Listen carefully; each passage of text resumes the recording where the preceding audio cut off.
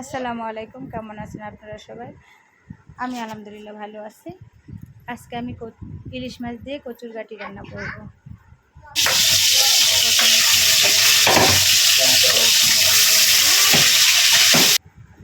ভাজা শেষ হয়ে গেছে, এখন এই মাছগুলো প্যান থেকে নামিয়ে নিয়ে এরপরে কচুরগাটি ভাজবো, তাই না? প্যান থেকে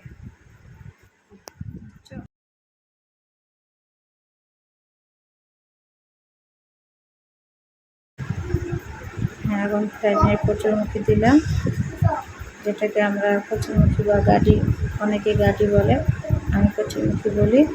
ওটা এখন ভালোভাবে ভেজে নেব। এখন ভাজা হয়ে গেছে।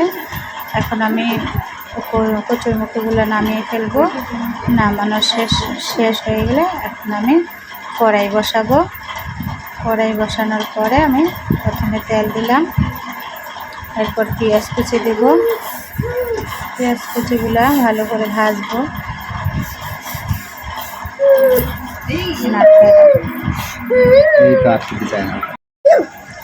এখন একে একে সব মশলা দিয়ে দিলাম।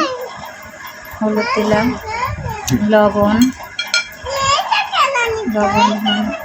তারপর মরিচের গুঁড়া, একটু নাড়াচাড়া করে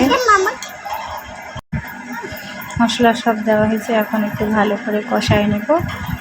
কষানোর পরে আমি কচুরমুখীগুলো একটু কাঁচামরিচ দেব। কাঁচামরিচ দিয়ে আর একটু কষাই নেব।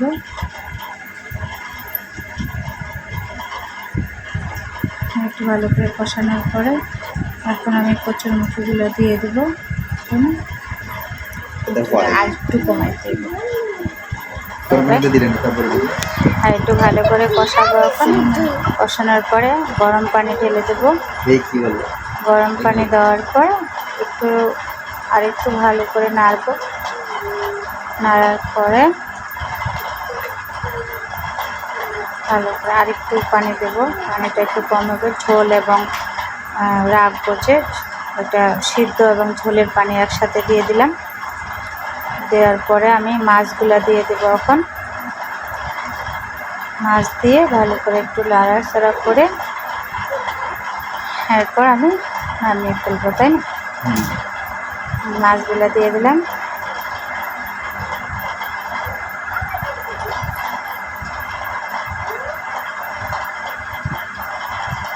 এখন আমি চুলাটা একটু কমাই দিব।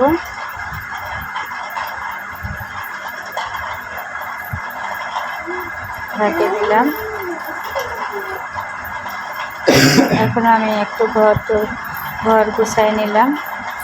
আমার বাচ্চাটা বসে আছে, এই আর কি।